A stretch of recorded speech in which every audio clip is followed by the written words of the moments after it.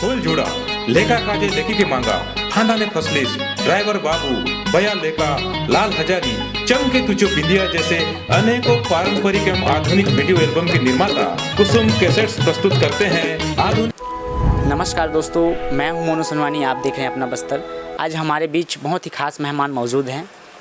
मैं बताना चाहता हूं दोस्तों, बस्तर फिल्मी इंडस्ट्री के सबसे पहले निर्माता और निर्देशक अनूप जैन जी हमारे साथ कुसुम कैसेट के मौजूद हैं।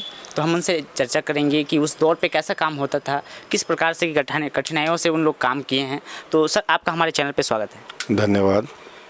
सर, हम जानना चाहते हैं कैसे ख्याल आया कि बस्तर के लिए हल्बी गानों पे काम करना चाहिए और बस्तर के लोगों को मनोरंजन का एक साधन कैसे आप कैसे एक विचार आया कि आप लोगों ने ये सब काम किया सर? ये उस दौर की बात है जब मनोरंजन के लिए रेडियो सबसे सशक्त माध्यम था या फिल्में जी। और उस दौर में टेप रिकॉर्डर का चलन था। जब मैंने ये काम शुरू किया जी, तो कैसेटों के माध्यम से संगीत का आनंद लोग लिया करते थे और जगदलपुर में कैसेट का मेरा बहुत बड़ा व्यवसाय था जी। और ग्राहक आते थे तो मैं सारी भाषाओं की कैसेट रखता था। उसमें कुछ ग्राहक ऐसे भी हुआ करते थे जो हल्बी या भत्री या बस्तरिया लैंग्वेज जो अपनी है उन भाषाओं की कैसेट की डिमांड करते थे। तो मुझे उनके सवाल तीर से चुभते थे कि भाई क्यों हम इन कैसेटों को नहीं दे पा रहे हैं या हमारे यहाँ ये कैसेटें क्यों नहीं बनती हैं जी। तो इस प्रश्न ने या इन सवालों ने मुझे प्रेरित किया कि हमारे बस्तर की भी कैसेट बनना चाहिए जी। तब मुझे प्रेरणा हुई कि हमें कुछ करना चाहिए। तो मैंने पता लगाया तो रेडियो स्टेशन में कुछ गीत बजते थे जिसको लोग किसी तरह रिकॉर्ड करके या काम चलाऊ तरीके से सुनते थे और अपना मनोरंजन करते थे। तो कैसेटों का दौर था तो मैंने सबसे पहले अपने सहपाठियों से जो मेरे साथ पढ़े थे, जो गांव से जुड़े हुए हैं और इस लोक कला लोक संगीत की विधा से भी जुड़े हुए लोग हैं जी, तो उनसे चर्चा की कि भाई हमें ऐसा करना है और ऐसा मैं चाहता हूँ तो आपका सहयोग मुझे मिल पाएगा क्या। तो वो तो बहुत खुश हुए और उन्होंने तुरंत ही अपनी सहमति दी जी। और फिर स्थानीय जो कलाकार हैं, क्योंकि बस्तर में संगीत तो खजाने की तरह बिखरा हुआ है जी, उसे सहेजने और संरक्षित सुरक्षित करने की आवश्यकता थी। तो मेरे इस विचार से और इस प्रयास से बहुत खुश हुए और उन्होंने तत्काल ही 1 सप्ताह 10 दिन के अंदर लोगों को इकट्ठा किया और हम लोगों ने एक बैठक की और बैठक का विषय यही था कि क्या हम इन कैसेटों को बना सकते हैं और अगर बनाएं तो क्या वो चलेंगी। तो मैंने रिस्क लिया कि वो चलें या ना चले, मुझे बनाना है। आप मुझे अपनी संगीत दीजिए। बस्तर का जो लोक संगीत है, म्यूज़िक है, वो प्रकृति से जुड़ा हुआ है तो वो लोगों तक क्यों ना पहुँचे और सिर्फ रेडियो ही माध्यम क्यों, आदमी अपने मनचाहे समय पर मनचाही ज़रूरत पर उसका उपयोग कर सके। तो सब तैयार हो गए और हम सब ने मिलकर, जैसे मुख्य रूप से मैं लखेश्वर खुदराम जी और शिवनारायण पांडे जी का नाम लेना चाहूँगा कि जब शुरुआत हमने की तो ये 2 मेरे साथी जिन्होंने मुझे बहुत अच्छा साथ दिया और सारे कलाकारों को जोड़ा। उसके बाद बलवीर कच्छ जी जो रेडियो स्टेशन में उस वक्त काम करते थे वो भी हमारे साथ हुए और हम सब ने मिलकर अपनी पहली कैसेट महला के रूप में निकाली जिसकी रिकॉर्डिंग रायपुर स्टूडियो में की गई। सारे कलाकारों को यहाँ हमने 1 महीने 1.5 महीने की ट्रेनिंग दी। जब हमारे 8-10 गीत चुन लिए गए और उनको फाइनली हमने रिहर्सल कर लिया तो पूरी टीम को हम 2 गाड़ियों में भर के लेके गए और वहाँ पर इस पहली कैसेट को तैयार किया। जी सर, थोड़ा बता पाएंगे कि लगीन जो एल्बम था उसमें कौन कौन से गाने मौजूद थे? लगीन एल्बम तो काफ़ी देर बाद आया था। पहली कैसेट जो ऑडियो कैसेट थी वो महला थी, उसमें 8 गीत थे जी। साइकिल चेगुन और दंतेश्वरी माई के ऊपर पहला गीत था, हमने माई जी को समर्पित किया था जी। और उनके आशीर्वाद से हमको ये काम करना है बस्तर की धरती के लिए, बस्तर के लोगों के लिए, जिससे गीत संगीत भी सुरक्षित और संरक्षित हो, भविष्य में आने वाली पीढ़ियों के काम आए। तो अरज करूं से विनती करूं से माए दुर्गा, ये पहला गीत था। उसके बाद 7 गीत उसमें और थे और उसको हमें लोगों का बहुत अच्छा प्रतिसाद मिला। इतना अच्छा प्रतिसाद मिला कि हमें प्रेरणा मिली कि नहीं, ये लोगों की आवश्यकता है और लोग चाहते हैं। तो उसके बाद ये क्रम उस बार के बाद से चल पड़ा जी। तो ये तो कहीं ना कहीं आपके ऊपर माता रानी का आशीर्वाद था कि आपके मुकाम तक पहुंचाया। तो सर, कहीं ना कहीं उस फील्ड में वीडियो का एक कवरेज नहीं था, एक सोर्स नहीं था, एक कहा जाता है एक ट्रैफिक नहीं था। तो उस दौर पे आपने काम किया जी। तो उस समय आपके मन में ख्याल नहीं आया कि सर कि आप खुद स्वयं भी एक वीडियो के माध्यम से लोगों तक मतलब दिखाई दें? देखिए वो दौर कैसेट का था और और कहीं ना कहीं अनूप जैन जी को लोग नहीं जानते, लेकिन आपके माध्यम से बनी कुसुम कैसेट को पूरे बस्तर संभाग तक लोग जानते हैं और सुनते हैं सर। तो कहीं मन में ख्याल नहीं आया कि अनूप जैन जी को भी लोग जाने, बस्तरवासी जाने? नहीं नहीं, ऐसा ख्याल कभी भी नहीं आया। मैं तो इसे माई जी का आशीर्वाद मान के प्रयास करता रहा जी। और वो ऑडियो का दौर था, तो वीडियो की बात तो उस समय कल्पनाओं में नहीं थी कि ऐसा भी दौर आएगा। अच्छा बस हमें तो एक ये जज्बा था कि ये चीज़ लोगों की आवश्यकता है, लोगों तक पहुँचे, जी और दूसरा ये था कि ये चीज़ें सुरक्षित और संरक्षित हों, जी। ताकि जो गायक हैं, जो लिखने वाले लोग हैं, जिन्होंने इतने इतने गीत और संगीत बनाए हैं, वो उनके साथ ही समाप्त ना हो जाए। जी। तो उस दिशा में प्रयास था, इसलिए कभी भी ऐसी इच्छा नहीं थी कि मुझे कोई नाम मिले या मुझे पहचाना जाए। मैंने तो सिर्फ काम को लक्ष्य बना करके और लोगों की ज़रूरत और आवश्यकताएं पूरी हो, बस्तर का संगीत सुरक्षित हो, इस भावना से इस कार्य को किया। जी सर, जब आप लोग काम किए थे तो वो कौन सा सन था जिस वक्त आप लोगों ने शुरुआत की थी सर? हमने 1996 में पहली कैसेट रिलीज़ की थी। उस समय सांसद महेंद्र कर्मा जी थे, जी जिनके हाथों से हमने इसका विमोचन करवाया था। जी। और 96 में पहली कैसेट हमारी महाला आई थी। जी। उस समय तक बस्तर की कोई भी कैसेट नहीं थी और उस समय मुझे बहुत अच्छा साथ शिवनारायण पांडे जी और लकेश्वर जी का मिला और उनके सहयोग से ही हम इसको धरातल पर ला सके। जी। तो सर कभी आपके साथ ऐसा हुआ कि आप बस्तर कला संस्कृति में इतने अच्छा कार्य किए तो सरकार के द्वारा आपको कुछ प्रोत्साहन या कुछ पुरस्कार मिला हो? नहीं नहीं, कभी भी सरकार की तरफ से कोई प्रोत्साहन, कोई पुरस्कार और कोई बात इस विषय में हुई नहीं। जी। और मैं सतत इस कार्य को करता रहा। 96 के बाद 97, 98, 99, इस तरह से कई वर्षों तक ऑडियो कैसेट का दौर चला, जिसमें 10 से 15 ऑडियो कैसेट्स आए शुरू में। जी। फिर 2000 के बाद समय बदला, सीडीज़ का दौर आया, ऑडियो सीडी, फिर उसके बाद वीडियो सीडी। तो हमने उस पर भी काम करना शुरू किया। हमारी यही टीम शुरुआती थी जो बाद में बड़ी होती गई और उसमें प्रकाश दीप्ति, दिलीप पांडे जी, गेलमणि देवी जी और ऐसे बहुत सारे कलाकार, दीनमणि जी जुड़े हमसे और हमने काफ़ी लंबा सफ़र इस राह में तय किया, जिसमें अंतिम कैसेट मेरी लक्ष्मी पुराण थी। लक्ष्मी पुराण यहाँ के लोग बहुत सुनते हैं, परंतु वो सिर्फ उड़िया भाषा में ही आती थी। तो मुझे लगता था कि यहाँ के लोग हल्बी भाषा सुनते हैं, जानते हैं, तो उड़िया का क्यों प्रचलन है। तो मैंने उस उड़िया भाषा के लक्ष्मी पुराण को हल्बी में ट्रांसलेशन करवाया और फिर आखिरी कैसेट के रूप में उसे बनाया था। जी। तो सर जिस टाइम पे आप लोग काम करते थे यहाँ बस्तर में, तो एक कहा जाए उस समय उतनी एडवांस नहीं थी बस्तर क्षेत्र खासकर, तो उस समय काम करना आसान होता था या कठिनाई भी आप लोग का देखना पड़ता था कठिनाई को भी? देखिए, एक कहावत है जो मैं कहता हूँ कि अभाव में ही आनंद है। जी। अभाव तो भरपूर था जी। कि हमें बजाने वाले भी नहीं मिलते थे, गाने वाले भी नहीं मिलते थे, और रिकॉर्ड करना हो तो कोई ऐसे टेक्निकल संसाधन यहाँ पर मौजूद उस समय कुछ भी नहीं थे। हमें हर छोटे से कार्य के लिए रायपुर पर निर्भर होना पड़ता था और वहाँ भी जो साधन थे वो बहुत सीमित थे और एडवांस नहीं थे, परंतु हमने काम किया।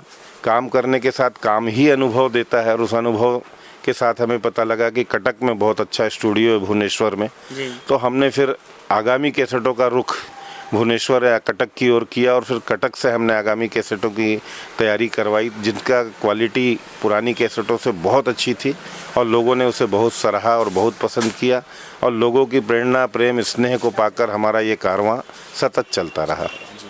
तो सर आपने कहीं ना कहीं ऐसे दौर पे काम किया जहाँ पे ये बस्तर उतनी एडवांस नहीं थी, बट आज तो बहुत सारे हमारे पास सोर्स है, चाहे यूट्यूब हो, इंस्टाग्राम हो, बहुत सारी चीज़ से लोग आजकल पैसा कमा रहे हैं। उस दौर पे काफ़ी कठिनाई होती थी और चाहे कहना चाहिए कि जितना हम खर्च करते थे उतना वसूल पाना भी मुश्किल होता था। तो आज आप वैसे दौर पे कठिनाई पे काम करके आज के दौर पे क्यों काम स्टॉप कर दिए सर? हाँ, इस चीज़ के लिए मैं दो तरह से बातें कहूँगा, एक तो पुराने दौर की और एक वर्तमान दौर की। जी। तो पुराने दौर में कठिनाइयाँ बहुत थी जी, लेकिन उसके चाहने वाले, सुनने वाले, देखने वाले बहुत लोग थे। जी। तो 1999 में मैंने अपनी पहली वीडियो कैसेट फूल झूड़ा बनाई थी, जिसमें 8 गीत थे जिनका हमने वीडियो वर्सन बनाया था जी। और उसमें अविनाश भाई और बंटी भाई का हमें बहुत सहयोग मिला। उस समय डिजिटल कैमरा नहीं थे, एडिटिंग कटिंग की व्यवस्था नहीं थी, तो VHS कैमरे से लाइव शूटिंग की जाती थी और वो लाइव करके हमने पूरे छत्तीसगढ़ की पहली वीडियो फूल झूड़ा बनाई थी, जिसका उस समय विमोचन उस समय के मध्य प्रदेश के मंत्री रहे माननीय शंकर सोढ़ी जी ने किया था जी। और उसके बाद छत्तीसगढ़ी सीडीज़ और फिल्मों का दौर उसके बाद आया। तो मुझे खुशी होती है इस बात की कि बस्तर जैसे पिछड़े क्षेत्र में रह के संसाधनों के अभाव में हम उस चीज़ को कर पाए। माई जी का आशीर्वाद हम पर रहा, उनकी कृपा रही, शायद इस वजह से हम इस कार्य को कर पाए। अब मैं आपको दूसरे फेस में बात करूं वर्तमान दौर की, कि उस समय संसाधन नहीं थे तब आपने काम किया जी। और आज संसाधनों के आने से आप काम नहीं किए। तो दो बातें कहना चाहूँगा कि कोई भी चीज़ आती है तो उसके लाभ भी होते हैं और उसका नुकसान भी होता है। तो लाभ तो ठीक है कि हम कोई कार्य करेंगे वो चल पड़ेगा तो उससे लाभ होगा, लेकिन आज नए संसाधनों के आने से खर्चे भी बढ़े और लागत कास्ट बढ़ने से उसकी कॉपी करना आधुनिक संसाधनों के आने से बहुत सरल हो गया। जैसे एक वीडियो फिल्म हम बनाने जाते हैं तो हमें कम से कम 5 से 25 लाख रुपए का खर्च आता है जी। और वो बन के हम मार्केट में आज रिलीज़ कर दें और कल दूसरे दिन वो हज़ारों कापी बन जाती है 1 मिनट में और बाज़ार में बिक जाती है। जी। तो इतना बड़ा आर्थिक नुकसान सहने की ताकत हम में नहीं थी, एक। और दूसरा जो है कि इस दौर तक यूट्यूब या इंस्टाग्राम या टीवी या इंटरनेट या सारी लैपटॉप सारी चीज़ें जो आ गई आधुनिक चीज़ें, तो नई जनरेशन का रुझान और रुचि उन पुराने गीतों और पुराने संगीत की ओर देख रहे हैं आप। जैसे आज वातावरण की युवा पीढ़ी को नए संगीत और नई चीज़ों से लगाव हो गया है, तो वो उस तरफ भाग रहे हैं। उन चीज़ों को उन्होंने छोड़ दिया तो अब हम काम करें तो किसके लिए करें और क्यों करें, क्योंकि हम बना भी लेंगे तो ना उसका कोई श्रोता है ना कोई दर्शक है। तो फिर इस कारण से ये चीज़ें छूटती चली गई जी। तो सर, तो यहाँ से आपका जो सफ़र थम जाएगा कि आगे जाके और कुछ आपका कुछ प्लान है सर? सफ़र थम जाएगा या आगे प्लान है ये तो मैं ईश्वर को मानता हूँ, उन पर छोड़ता हूँ। पर मेरी भावनाएं जो उस समय थी आज भी वही हैं और अगर माई जी का आशीर्वाद रहा, उनकी प्रेरणा रही तो हम जब भी मौका मिलेगा इस काम को ज़रूर करेंगे। और अभी तक भी जितनी चीज़ें सुरक्षित है, खास करके मैं विवाह के जो 10 गीत मैंने बनाए थे और उस पर 2.5 घंटे की एक लगिन फिल्म वीडियो पर बनाई थी, वो इतनी पसंद की गई है और इतनी पसंद की जाती है कि आज भी गांव में कहीं शादी हो तो बिना वो कैसेट या वो गानों के बजे नहीं होती। और ये गानों में हमने बहुत मेहनत ये की थी कि यहाँ के पारंपरिक वाद्य कलाकारों को और पारंपरिक गायकों को, विशेष करके गेलमनी दीदी का नाम मैं लेना चाहूँगा, वो बस्तर की शमशाद बेगम है। तो उन्होंने बहुत मेहनत करी और उनके साथ हमारी पूरी टीम ने भी मेहनत करी और उस 10 गानों को हमने तैयार किया जो हज़ारों वर्षों से बस्तर के विवाह अवसरों पर गांव वालों द्वारा लोकगीत के रूप में गाए जाते रहे। तो ऐसा लोकगीत और ऐसा संगीत है वो कि जिसे कोई भी वर्ग, कोई भी जाति, कोई भी भाषा भाषी समाज का व्यक्ति हो, उसकी म्यूजिक पर थिरकने से अपने आप को रोक नहीं पाएगा। तो सर, 2 शब्दों में बस्तर और बस्तर वासियों के लिए अगर आप कुछ सब कहना चाहोगे तो क्या कहोगे? हाँ, बहुत अच्छा प्रश्न किया है आपने जी। मैं आने वाली पीढ़ी को यही कहना चाहूँगा कि ईमानदारी, मेहनत और इसके ऊपर तीसरी चीज़ है नीयत। अगर ये साफ रख करके हम पूरे प्राण से मेहनत करेंगे तो एक समय ऐसा आता है कि ऊपर वाला हमारे उस नीयत को, हमारी उस भावना को, हमारी उस मेहनत को नवाजता है। और मैंने बहुत कठिन काल से संघर्ष किया है जी। बहुत छोटी उम्र में पापा को और बड़े भाई को खोया है जी। और उसके बाद भी मुझे कुछ भी अनुभव नहीं था, परंतु मैंने ईश्वर का नाम लेकर के और अपने मन को साफ रखा कि मुझे कभी किसी को धोखा नहीं देना है, किसी के साथ बुरा नहीं करना है और मेहनत को अपना मंत्र बनाना है। तो मैंने सतत मेहनत की और नीयत साफ रखी और आज इन 30-35 वर्षों में ईश्वर ने वो सारी सुख सुविधाएं या व्यवस्थाएं मुझे लौटा दी जो एक समय में सारी चीज़ें मुझसे छूट गई थी। तो मैं आने वाली पीढ़ी को भी अपना ही उदाहरण देना चाहूँगा कि पूरी ईमानदारी से मेहनत करें, पद की लालसा न करें। वो जो गीता में कहा गया कर्मण्येवाधिकारस्ते मा फलेषु कदाचन, तो बस उसको अपना सिद्धांत बना लें और मेहनत करते जाएं बिना किसी लालच की भावना से। तो देने वाला वो मालिक है, सबको देता है और आपको भी आपके समय पर मिलेगा, बस आप मेहनत करते जाएं पूरी ईमानदारी के साथ।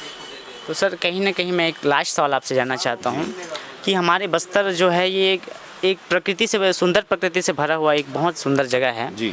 तो कहीं ना कहीं एक सोशल मीडिया के तहत हमारे बस्तर को लोग एक नक्सल का गढ़ के रूप से देखते हैं और यहाँ पे आने से डरते हैं। तो उनके लिए आप क्या कहना चाहोगे कि बस्तर वाकई में वैसा है डरावना, या यहाँ पे ग्राउंड फ्लोर पे अगर उतर के कोई इंसान देखता है तो इससे काफ़ी ज़्यादा प्रभावित होगा और ये बस्तर को अच्छे से जान पाएंगे? इसके विषय पे क्या कहना चाहोगे? देखिए, नक्सली समस्या है तो सही जी लेकिन उस नक्सली समस्या के पीछे अगर हम कारणों पे जाएंगे तो अशिक्षा और गरीबी उसका मूल कारण है। जी तो जिसके कारण कुछ वर्ग, बहुत छोटा सा वर्ग जी इस ओर चला गया है, परंतु मीडिया के प्रभाव से या मीडिया की न्यूज़ से, क्योंकि देखिए सकारात्मक खबरों को मीडिया में स्थान नहीं मिलता है या लोग कम देखते हैं, जी लेकिन नकारात्मक कोई भी एक घटना होती है तो वो बढ़ा चढ़ा कर दिखाई जाती है, दिन भर दिखाई जाती है, जिसके कारण बस्तर जैसे सुंदर प्राकृतिक स्थल का नाम खराब हुआ है। परंतु बस्तर ऐसा है नहीं, यहाँ के गांव वाले बहुत सरल, अच्छे, या मैं यूँ कहूँ कि ईश्वर के लोग हैं। जी वो चलते फिरते ईश्वर हैं, इतनी सरलता, इतनी सहजता उनमें है और इतना प्रेम मैंने उनसे पाया है और इतने प्रेम के लोग हैं वो। अगर ज़रूरत है सरकार को तो उन्हें सही दिशा, सही व्यवस्था देने की। और बस्तर में जो लोग नहीं आए हैं या आना चाहते हैं, तो बस्तर में ऐसा कुछ भी नहीं है कि आपको डरना पड़े या आप ना आएँ।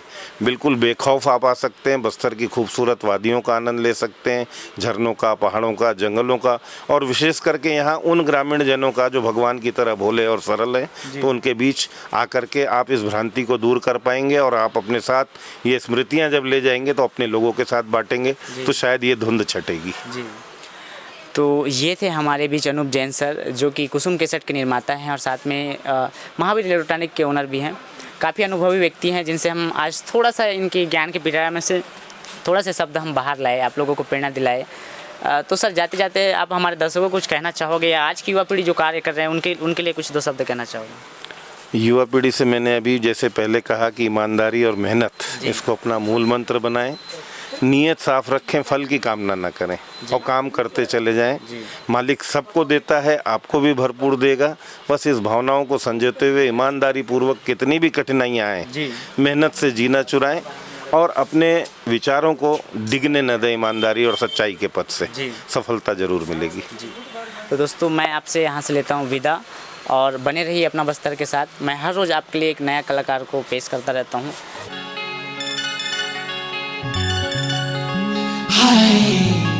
क्लीनली चश्मा मारली सूट, चेकली साइकिल मारली पैडल। क्लीनली चश्मा मारली सूट, चेकली साइकिल मारली पैडल। क्लीनली चश्मा मारली सूट, चेकली साइकिल मारली पैडल। हाय हाय रे नवा नवा सूट बूट।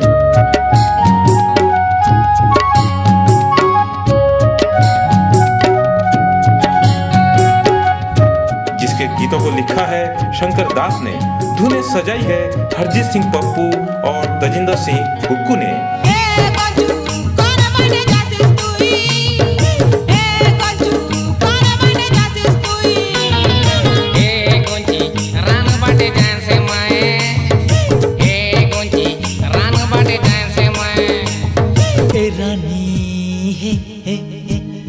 रानी तुके डूबे माया करे से, डकलो ने रानी मुझो मनिए भले से, डकलो ने रानी मुझो मनिए भले से। नंबर 1 बस्तरिया। काय भले से राजा। भाई परिकल्पना एवं निर्देशन प्रकाश दीप्ति, प्रस्तुत करता